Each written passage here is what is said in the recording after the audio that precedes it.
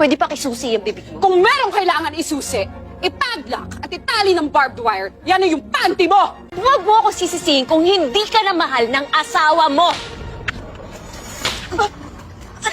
Bakit pa pakiramdam ko kaya hindi ka kumukontra dito dahil gusto mo rin naman itong mangyari? Sabi, tumigil ka ha? Tumigil ka, you shut up! Ang pera natin, hindi basta-bastang mauubos. Pero ang pasensya ko, konting-konti na lang!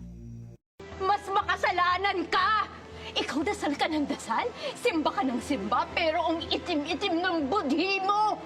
Kumapanghusga ka ng kapwa, akala mo ang linis mo?